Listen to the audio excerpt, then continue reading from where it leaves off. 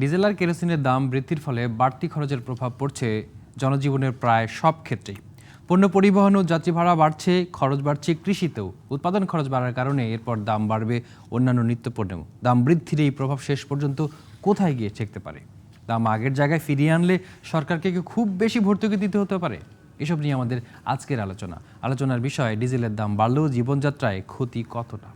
এসব নিয়ে আলোচনা আমাদের সঙ্গে এখন যুক্ত হয়েছেন, অনলাইনে সরাসরি যুক্ত হয়েছেন সেন্টার ফর পলিসি ডায়ালগ সিপিডির গবেষণা পরিচালক ডক্টর খন্দকার গোলাম মোয়াজ্জেম এবং ভোক্তা অধিকার সংগঠন ক্যাবের সহসভাপতি এস এম নাজির হোসেন। আপনাদের দুজনকে স্বাগত জানাচ্ছি আমাদের আজকের তালিকাতায়। এস এম নাজির হোসেন, আপনার কাছে সরাসরি একটু আসি যে এই যে আমরা বলছি জনজীবনের নানা ক্ষেত্রে প্রভাব পড়ছে এখন, ভোক্তার জায়গা থেকে ভোক্তারা নানান দিক থেকে এখন ঠকতেও শুরু করেছেন। আপনারা নিশ্চয়ই এর মধ্যে এক ধরনের ব্যাখ্যা বিশ্লেষণ করেছেন যে কোন কোন জায়গায় বড় ধরনের ক্ষতি হচ্ছে। আপনাকে একই সাথে আমাদের ডক্টর খন্দকার গোলাম মোয়াজ্জেম সাহেব উনিও যুক্ত হয়েছেন, ওনাকে শুভেচ্ছা জানাই। এবং আপনি ঠিকই বলেছেন, আসলে ডিজেল এবং কেরোসিনের দাম বৃদ্ধির এটা মারাত্মক একটা প্রতিক্রিয়া কিন্তু ইতিমধ্যে শুরু হয়ে গেছে। আমরা যদিও গণপরিবহনের বিষয়টা দেখছি, এর বাইরে পণ্য পরিবহন, কৃষি উৎপাদন এবং ডিজেল এবং কেরোসিনের সাথে অন্যান্য যে সেবা সার্ভিসগুলো জড়িত সবগুলি কিন্তু এটার একটা নেতিবাচক প্রভাব কিন্তু পড়ছে। এখন ধরেন আমরা বুঝতে পারতেছি গণপরিবহনের ভাড়া দ্বিগুণ বেড়ে গেছে, ওনারা ধর্মঘটে আছেন, অনেক জায়গায় ধর্মঘট বন্ধ হয়ে গেছে। আবার নিত্য প্রয়োজনীয় যে খাদ্যপণ্য এগুলোর কিন্তু অনেকগুলোর দাম বেড়ে গেছে। আমরা শুনলাম যে চট্টগ্রাম বন্দর দিয়ে যে সমস্ত পণ্যগুলি বিভিন্ন জায়গায় যায়, ওখানেও একটা প্রতিবন্ধকতা সৃষ্টি হচ্ছে। তো তাহলে এটা হয়তো এখন এফেক্টটা পড়ে নাই, এটা হয়তো আর দুই একদিন পরে পড়বে। তো সেই হিসাবটা বিবেচনা করলে আসলে একটা মানুষের জীবন এবং জীবিকার প্রতিটা বিষয়ের ক্ষেত্রে কিন্তু ডিজেল এবং কেরোসিনের বিষয়টা কিন্তু আমাদের জড়িত। তো এখানে অস্বীকার করার কোনো বিষয় নাই। যদিও সরকার যে প্রক্রিয়ার দামটি বাড়িয়েছেন, এটার ব্যাপারে আমাদের প্রশ্ন আছে। এটা নীতিগতভাবে যে প্রক্রিয়া বাড়ানো দরকার ছিল সেটা হয় নাই। কিন্তু তারপরেও আমরা যেটা দেখেছি, আসলে 2012 সালে মনে হয় যে একবার দাম সমন্বয় করা হয়েছিল। দীর্ঘদিন কিন্তু এই দামটা সমন্বয় করা হয় নাই। আন্তর্জাতিক বাজারে কিন্তু তখন দাম সমন্বয় করা দরকার পড়ে না, কারণ 7 বছরের মতো তেলের দাম একদম নাগালের মধ্যে ছিল, কম ছিল। তখন আসলে বাড়ানোর কোনো সুযোগও ছিল না, কিন্তু কমানোর সুযোগ ছিল, সেটি আসলে সরকার কাজে লাগায়নি। খন্দকার গোলাম মোয়াজ্জেম, একটু আপনার কাছে আসি, আপনার কাছে আবার আসবো। নাজির হোসেন, খন্দকার গোলাম মোয়াজ্জেম, আপনার কাছে আসি। এই যে বহুমাত্রিক প্রভাব পড়তে শুরু করেছে, আমরা খবর পাচ্ছি যে চট্টগ্রাম বন্দর থেকে এখন ট্রাক লোড আনলোড এগুলো করেও লাভ হচ্ছে না, কারণ ট্রাকগুলো বন্ধ। ফলে আমাদের রপ্তানিতে ক্ষতিগ্রস্ত হচ্ছে, আমদানিতেও ক্ষতিগ্রস্ত হচ্ছে। এই যে নানামুখী সংকট তৈরি হচ্ছে, এই সংকটকে কিভাবে ব্যাখ্যা করবেন? দেখুন, এই সংকটগুলো আসলেই এড়ানো যেত যদি সরকার আর একটু প্র্যাগমেটিক ওয়েতে তার সিদ্ধান্ত নিতেন। যদিও বিশ্ববাজারে তেলের মূল্য বৃদ্ধি পেয়েছে এবং তার কারণে বিপিসির বাড়তি ব্যয় হচ্ছে, এটা ঠিক আছে, কিন্তু এটা সমন্বয় করবার ক্ষেত্রে আর্থিক সামর্থ্য আমাদের কাছে মনে হয়েছে বিপিসির ছিল এবং এখনো আছে। কেননা বিগত 7 বছরে প্রায় 41,000 কোটি টাকা বিপিসির বাড়তি মুনাফা ছিল, যেখান থেকে সরকার হয়তো রাজস্ব হিসেবে বেশ কিছু টাকা নিয়েছে, তারপরেও বিপিসির কাছে বাড়তি অর্থ ছিল। ফলে বিপিসি তার নিজস্ব অর্থ দিয়েই এটি সাময়িকভাবে এটি মেটানোর ক্ষমতা ছিল। নতুবা না হলে তার ভর্তুকি দিয়েও এটি সমন্বয় করা যেত। বিপিসি কে সর্বশেষ সরকার ভর্তুকি দিয়েছে 2014 সালে 600 কোটি টাকা। তারপর থেকে আর বিপিসির ভর্তুকি নেওয়ার প্রয়োজন পড়েনি। এখন যখন আপনি যে সংকটগুলো দেখছেন, এই সংকটগুলোর ভিতরেও কিন্তু আপনি ডিজেল জনিত সংকট আর ডিজেলকে ব্যবহার করে আরেক ধরনের সংকট সৃষ্টি হচ্ছে। আপনি চট্টগ্রাম বন্দরের যে সমস্যাটি বলছেন, এটা যতটা না ডিজেলের সমস্যা, তার চেয়ে বরং ডিজেলকে ব্যবহার করে আরেক গোষ্ঠী ধর্মঘট ডেকে এই সংকটটি দাঁড় করছেন।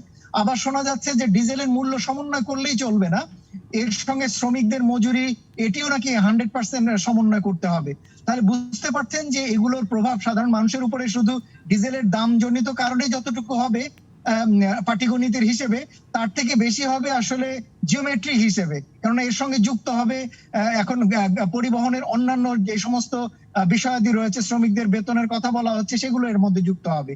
আরেকটি জিনিস মনে রাখা দরকার যে পরিবহন কিন্তু শুধু একটা জায়গায় না ব্যবহার হয় না। আপনি যখন কৃষি পণ্যের উৎপাদনের কথা বলেন, তখন কৃষক যে সারটি ব্যবহার করে সার আনার ক্ষেত্রে যে পরিবহন ব্যবহার হয়েছে তখন সেই সারের দামে এই পরিবহনের ব্যয় যুক্ত হবে। তিনি যে পাওয়ার টিলার ব্যবহার করবেন সেই পাওয়ার টিলারের ডিজেলের জন্য তাকে এখন ব্যবহার করতে হবে। তিনি যে সেচ দেবেন সেই সেচের সঙ্গে এটা যুক্ত হবে। তিনি উৎপাদিত ধান নিয়ে যখন মাঠে আসবেন বা গ্রাম থেকে যখন বাজারে আসবেন তখন সেখানেও পরিবহন, আবার পাইকারদের কাছ থেকে যখন বাজারে আসবে তখনও পরিবহন। চিন্তা করে দেখুন যে একটা পণ্যের ক্ষেত্রে কত রকমের স্পাইরাল ইফেক্ট হবার আশঙ্কা রয়েছে, যেটি এখন সব পণ্যের ক্ষেত্রে এই জিনিসগুলো হবে। তাহলে খন্দকার গোলাম মোয়াজ্জেম, তাহলে কি এরকম ভাবে আমি আপনার কাছে জানতে চাইতে পারি, যদি কৃষক উৎপাদন করতে গিয়ে প্রচুর খরচ করতে হয় তখন নিরুৎসাহিত হয়ে যদি সে ফসল উৎপাদন বন্ধ করে দেয় তাহলে আমাদের খাদ্য নিরাপত্তা, পুষ্টি নিরাপত্তা একটা প্রভাব পড়তে পারে কিনা? তাহলে আবার দেখুন, আমাদের কৃষক নিরুপায়। আমাদের কৃষকের জন্য উপায় নেই যে সে ধান উৎপাদন না করে বসে থাকবে বা এই জায়গায় ধানের বদলে অন্য কিছু করবে, তার সুযোগ নেই।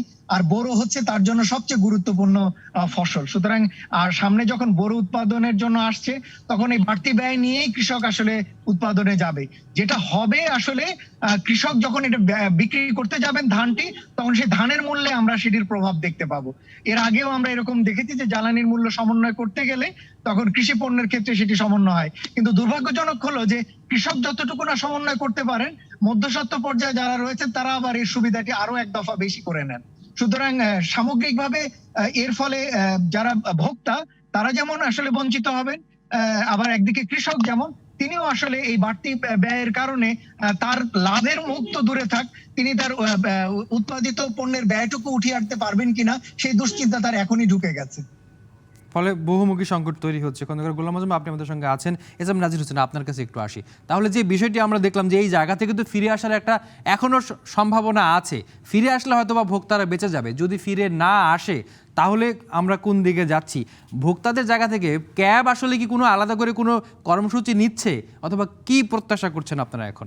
আমরা যেটা করব, আমি যে প্রথমে যেটা বললাম, ওই যে যেহেতু আলটিমেট সাফারার কিন্তু ভোক্তাদেরকেই সাফার করতে হবে। এখন ব্যবসায়ীরা বিভিন্নভাবে বিষয়গুলোকে, তাদের স্বার্থগুলো তারা আদায় করে নেবেন, কিন্তু ভোক্তাদের তো আসলে স্বার্থ আদায় করার কোনো সুযোগ নাই এবং আমরা সাফারারই থাকবো। তো আমরা যেটা করতে পারি, আসলে যেহেতু সরকার যে প্রক্রিয়া দামটি বাড়িয়েছেন এটা প্রক্রিয়া অনুসরণ করা হয় নাই, সেক্ষেত্রে আমরা একটা হয়তো লিগ্যাল রেমেডি চাইবো। আমাদের কালকে একটা প্রেস কনফারেন্স আছে, সেখান থেকে আমরা কিছু প্রোগ্রাম আমরা ঘোষণা করব। তবে আমাদের দেশে কিন্তু এই ইতিহাসটি নাই যে কোনো পণ্যের দাম যদি আমাদের বাড়ে এটা কমার যে কোনো ধরনের প্রক্রিয়া কিন্তু নাই। এখন যেরকম ধরেন গণপরিবহনের মালিকরা যেরকম বলছে তাদের শ্রমিকের দাম বৃদ্ধি, তাদের অন্যান্য যন্ত্রপাতির দাম বৃদ্ধি, টুল, ডিজেল টুল বৃদ্ধি, এরকম অনেকগুলি উদাহরণ তারা নিয়ে আসছে। তো মানুষকে এক প্রকার জিম্মি করে তারা দাবিগুলো আদায় করার সুযোগ পাচ্ছে, কিন্তু as a consumer, as a সাধারণ ভোক্তা কিন্তু আমরা আসলে কোনোভাবে এখান থেকে রেহাই পাওয়ার কোনো সুযোগ তৈরি হয় না। যেটি আপনি বলছিলেন, তাহলে আপনারা একটু আদালতের দ্বারস্থ হওয়ার কথা ভাবছেন, সেই ব্যাপারে একটু স্পষ্ট করে একটু বক্তব্য দিবেন যে কি ভাবছেন? না, আমরা এটা কালকে আমাদের ঘোষণা করব আমরা আসলে কোন পর্যায়ে যাব। যেহেতু সরকার যে প্রক্রিয়া দাম বাড়িয়েছে এটা আসলে যথাযথ প্রক্রিয়া অনুসরণ করে নাই, সেই কারণে আমরা আদালতের দ্বারস্থ হওয়া ছাড়া তো আমাদের বিকল্প নাই। প্রথম যেদিন দাম বাড়িয়েছে তারপরের দিন আমরা সরকারকে লিখিতভাবে বিষয়টা জানিয়েছি যে এই প্রক্রিয়াটা অনুসরণ করা হয়েছে এটা আসলে যথাযথ হয় নাই। এখানে বিআরসি, বাংলাদেশ এনার্জি রেগুলেটরি কমিশনের গণশুনানির মাধ্যমে জ্বালানির দাম নির্ধারণের একটা প্রক্রিয়া বাংলাদেশে চলমান আছে। সরকার এই ক্ষেত্রে এই কাজটি করে নাই। তো যেহেতু এটা বিআরসি আইনকে পাশ কাটিয়ে করা হয়েছে, এটা সেই কারণে আমরা আদালতের দ্বারস্থ হব, এটা আমাদের চিন্তা আছে। জি, তবে আমরা কতটুকু এই জায়গাতে কতটুকু সফল হতে পারবো এটা নিয়ে সেই ক্ষেত্রে আসলে একটা লম্বা সময়, আদালত একটু সময়ের ব্যাপার দাঁড়িয়ে যায়। এর মধ্যে যদি দাম বেড়ে যায় তাহলে সেখান থেকে ফেরা মুশকিল, যেটা আপনি নিজেও বলছিলেন। আপনারা দুজন আমাদের সঙ্গে যুক্ত আছেন, আমরা একটা বিরতিতে যাচ্ছি। দর্শক, ইসলাম ব্যাংক তালিকাতে একটা বিরতি নিচ্ছি, সঙ্গেই থাকুন। আবারও স্বাগত জানাচ্ছি ব্যবসা বাণিজ্যের বিশ্লেষণ নিয়ে ডিবিসি নিউজের নিয়মিত আয়োজন ইসলামী ব্যাংক তালিকাতায়। আমাদের আজকের দুজন আলোচক, সেন্টার ফর পলিসি ডায়ালগ সিপিডির গবেষণা পরিচালক খন্দকার গোলাম মোয়াজ্জেম এবং ভোক্তা অধিকার সংগঠন ক্যাবের সহসভাপতি এসএম নাজির হোসেন। আপনাদেরকে আবারও স্বাগত জানাচ্ছি। খন্দকার গোলাম মোয়াজ্জেম, আপনার কাছে একটু আসি যে দাম না বাড়িয়ে যদি বিপিসি ভর্তুকিটা দিয়ে যেত এবং সেই ভর্তুকিটা যদি সরকার আলাদা করে প্রণোদনা প্যাকেজ হিসেবে ঘোষণা করতো, যেমনটা এই করোনার মধ্যে অনেকগুলো প্যাকেজ ঘোষণা করেছে, তাহলে কি একটি স্বস্তির সমাধান হতে পারতো? সরকারের নীতি গবেষণায় কি ধরনের পরামর্শ দিবেন আপনি? আপনি আসলে ভালোই বলেছেন। আমরা অন্যান্য ক্ষেত্রে যখন বিভিন্ন গোষ্ঠীর যখন সমস্যা দেখি তখন কিন্তু আমরা দেখি যে সরকার প্রণোদনা ঘোষণা করেন, কিন্তু এই ক্ষেত্রে আমরা যখন দেখতে পাচ্ছি যে সাধারণ মানুষের দুর্ভোগের কারণ হচ্ছে, তখন দুর্ভোগের দায়টি আবার তার উপরে চাপিয়ে দেওয়া হচ্ছে। এটা আসলে প্রণোদনার একটা বিপরীত একটা ঘটনা ঘটছে। তো আমাদের কাছে মনে হয় যে এক্ষেত্রে যেটি দাঁড়াচ্ছে সেটা হচ্ছে যে ব্যয় যেহেতু অনেক বড়, এবং যেমন গত মাসে বলা হচ্ছিল প্রায় 720 কোটি টাকা বাড়তি ব্যয় হয়েছে, আগামী এই মাসগুলোতেও হয়তো কিছুটা বাড়তি ব্যয় হবে, এবং বলা হচ্ছে আরো কিছু দিন থাকবে এটি। সুতরাং সেইভাবে একটি প্রাক্কলন হতে পারে, এবং সেইভাবে প্রাক্কলনের ভিত্তিতে সরকার যেটি আমরা বলছিলাম যে ভর্তুকির মাধ্যমে এটি করা, এবং যদি ভর্তুকির অর্থে যদি সরকার মনে করেন যে যথেষ্ট সরকারের কাছে রাজস্ব নেই, যদিও আমাদের কাছে মনে হয় রাজস্ব যথেষ্ট আছে, যদি নাই মনে হয় তাহলে যেটি হতে পারে যে আন্তর্জাতিক পর্যায় থেকে ঋণ গ্রহণ করা, যেটি ইতিপূর্বেও আমি বলেছি যে তার ঋণ গ্রহণ করার ইতিহাস রয়েছে। ইসলামী ডেভেলপমেন্ট ব্যাংক থেকে বিপিসির জন্য ঋণ নেওয়া হয়েছিল। সুতরাং এই পর্যায়েও কিন্তু ওরকম একটি ঋণ নিয়ে এই কাজটি করতে পারেন সরকার, এবং সেটির জন্য যেহেতু বাংলাদেশের ঋণ পেমেন্ট স্ট্যাটাস এবং রিজার্ভের পরিস্থিতি খুবই ভালো, সুতরাং আমার ধারণা চাইলেই যে কোনো ব্যাংক থেকে সেটি দেওয়ার ক্ষেত্রে উৎসাহী হবে। সুতরাং সেটিকে কিন্তু সরকার করতে পারে। আরেকটি বিষয় আপনাকে জানতে চাই, সরকারি নীতিতে কি এমন কোনো পরিবর্তনের আভাস পাচ্ছেন আপনি? যেমন একটা সময় তেলের দাম $108 ছিল, তখনই কিন্তু বাংলাদেশের ডিজেলের দাম 65 টাকা 60 টাকার মধ্যে ছিল। এখন যখন সর্বোচ্চ $85 দাম বাড়ার পরও সেটা 68 টাকা নিয়ে যাওয়া হলো। তার মানে কি সরকার কি চাচ্ছে যে আস্তে আস্তে জনগণের কাছে ভর্তুকি কমিয়ে দিয়ে এক ধরনের বেসরকারি স্টাইলে চালানোর একটা চিন্তা, এরকম কি কোনো আভাস পাচ্ছেন? কি ব্যাখ্যা করবেন আপনি? আমরা নিজেরাও কিন্তু এরকম একটি বিষয়ের কথা কোভিড পূর্ব সময়কালে বলেছি যে ধীরে ধীরে আমাদের প্রতিযোগিতামূলক কাঠামোতে ভর্তুকি থেকে ধীরে ধীরে বেরিয়ে আসা, সেটা আমরা কোভিডের আগে বলেছি। আমাদের এইবারকার বিষয়টি হলো যে এটি উপযুক্ত সময় নয়, দ্যাট ইজ দ্য পয়েন্ট। এই সময়কালে আপনি নতুন করে এক্সপেরিমেন্ট করা, যখন এমনি বাজারে কোভিডের প্রভাব রয়েছে, তার উপর এমনি আবার মূল্যস্ফীতির প্রভাব রয়েছে, তখন আরেক দফা মূল্যস্ফীতির চাপ সাধারণ মানুষকে দেয়াটির মতো যৌক্তিকতা নেই। আমরা বলবো যে পরিস্থিতি যখন স্বাভাবিক হয়ে আসবে তখন এই ধরনের একটি ধারাবাহিক প্রতিযোগিতা কাঠামোতে ধীরে ধীরে আমরাও চাই যে আমাদের এখানে যাক ভর্তুকি কিছুটা কমে আসুক, সেটা আমরাও চাই। তবে সেখানেও আমরা চাইবো যে নির্দিষ্ট আয় গোষ্ঠীর মানুষের জন্য সেখানে যাতে নিরাপত্তার বিষয়টি থাকে, এবং অন্যদের জন্য এটা যেন সহজতর হয়। আপনাকে ছোট্ট একটা উদাহরণ দিই। আমি কোনো মূল্যেরই বৃদ্ধি চাই না, কিন্তু দেখুন, কেউ যদি বলে যে এই মুহূর্তে ডিজেলের দাম বাড়িয়েছেন, অকটেনের দাম বাড়াননি কেন, কেউ যদি এই প্রশ্নটি তোলে, এবং সেখানে যদি আমি তাকাই যে কার জন্য অকটেন আর কার জন্য ডিজেল, যদি আমি সেই প্রশ্নটি তুলি, সুতরাং আপনি এখান থেকেও কিন্তু ইঙ্গিত পান যে কোন জায়গা থেকে প্রেসার আসছে এবং কার জন্য আসলে আপনি সিদ্ধান্ত নিতে পারছেন আর কার উপরে এটা চাপিয়ে দিতে পারছেন। সুতরাং সেই সব কিছু বিবেচনা করে বলবো যে প্রতিযোগিতা কাঠামোতে যদি সরকার যাবার ইচ্ছাই থাকে, তাহলে এরকম ভাবে র্যান্ডমাইজড ওয়েতে এটা হতে পারে না। সেখানে একটা স্পষ্ট বিষয় হয়ে যাচ্ছে যে সাধারণ মানুষ যারা আসলে নিম্নবিত্ত মধ্যবিত্তের মানুষ, তাদের উপর চাপ বাড়ছে, যে কারণে চাপ বাড়ছে, চাপ বাড়াচ্ছে একটি গোষ্ঠী, এটি একদম স্পষ্ট। নাজির হোসেন, আপনার কাছে একটু আসতে চাই। অনেক সময় সরকার বলে থাকে, গতকালকে জ্বালানি প্রতিমন্ত্রী বলেছেন যে পাশের দেশ ভারতে সকাল বিকাল তেলের দাম সমন্বয় করে থাকে, আমরা তো 2 বছর 4 বছর পর পর করি। আপনি কি এরকম মনে করেন যে এই জ্বালানির মতো কৌশলগত একটি পণ্য বেসরকারি খাতে ছেড়ে দিলেই মোটামুটি একটি স্বস্তি আসতে পারে? সেক্ষেত্রে দাম যখন কমবে, যখন $60 হবে, তখন তো কিছুটা সুবিধা মিলতে পারে, কি মনে করেন? না, এটা আসলে আমরা তো প্রথম দিকে বলেছি, জ্বালানি এমন একটি পণ্য যেটা আমাদের জীবনের প্রতিটা বিষয়কে কিন্তু এটা একটা প্রভাব রাখে। তো সেই ক্ষেত্রে আমাদের মৌলিক অধিকারের একটা বড় একটা অংশ, তো এটা যেহেতু আমাদের জীবন জীবিকার প্রতিটা ক্ষেত্রে ভূমিকা রাখতেছে, সেই কারণে এখানে আসলে সরকারকে নতুন করে ভাবতে হবে। এবং যেটা মোয়াজ্জেম ভাই একটু আগে বলেছেন যে এই জায়গাতে সরকারের ভর্তুকি এই জায়গাতে দেওয়া দরকার ছিল। এখন ধরেন এটার ইম্প্যাক্ট একদম তৃণমূলের সাধারণ মানুষ থেকে শুরু করে আমাদের ধনী শ্রেণী যারা আছে তারাও কিন্তু এই ভুক্তভোগী হচ্ছেন।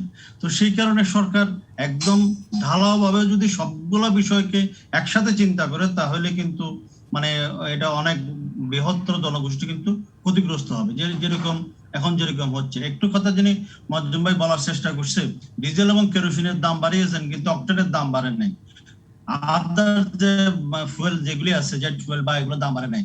তাহলে তো আপনি একটা গ্রুপকে সুবিধা দেওয়ার চিন্তা করছেন। তো এটা তো আসলে হওয়া উচিত নয়। এবং এখানে আমরা মনে করি যখনই সিদ্ধান্তটা নেওয়া হবে তখন কিন্তু সিদ্ধান্তটা আসলে সামগ্রিকভাবে মানে সবাই যেন ক্ষতিগ্রস্ত না হয় অথবা কোনো একটা বিশেষ গোষ্ঠী যেন এখান থেকে সুবিধা না পায় সে বিষয়টি চিন্তা জি, করা তার উচিত মানে ছিল। এখনো সময় সরকার- আছে সরকারের সিদ্ধান্ত থেকে কিছুটা আবার আগের জায়গায় ফিরে যাবার। খন্দকার গোলাম মজুম, আপনি কি চান যে আগের জায়গায় ফিরে যাক এই সিদ্ধান্ত, যে সিদ্ধান্ত হঠাৎ করে নেওয়া হলো সিদ্ধান্তটা আবার আগের জায়গায় যাক? আমরা যেহেতু এখন ওই জায়গা থেকে এখন মানে করোনার যে ক্ষয়ক্ষতি ওই জায়গা থেকে যেহেতু আমরা সবাই মাত্র নিউ নর্মাল লাইফে ফেরার চেষ্টা করতেছি, এই সময়টাতে সরকার জি এই যে জি, দামটা এস এম বৃদ্ধি নাজিম করেছে, নাজির এটা হোসেন, আসলে- হ্যাঁ হ্যাঁ, আমরা একটু খন্দকার গোলাম মজুমের কাছ থেকে এই প্রশ্নের উত্তরটি জানতে চাই। একটু আমাদের সময় কম, 30 সেকেন্ডের মধ্যে যদি বলেন আগের জায়গায় ফিরে যেতে চান কিনা, যে দামটা আবার আগের জায়গায় যাক। জি জি, আমি প্রথম থেকেই বলছি যে সরকারের উপরে বা বিপিসির উপরে যে বাড়তি ব্যয় দাব পড়ছে সেটা আমরা অনুভব করছি, কিন্তু এই সময় এই সিদ্ধান্ত নেওয়ার সময় নয়। এই ক্ষেত্রে উচিত হচ্ছে সরকারের নিজের পক্ষ থেকে এই দায়টি নেওয়া, ভর্তুকির মাধ্যমে হোক, ঋণের মাধ্যমে, আন্তর্জাতিক পর্যায়ে ঋণের মাধ্যমে হোক। সুতরাং আমরা মনে করি যে সরকার এই সিদ্ধান্তটি স্থগিত করতে পারেন অথবা এটি উইথড্র করতে পারেন, তাহলে কিন্তু এই বিভিন্ন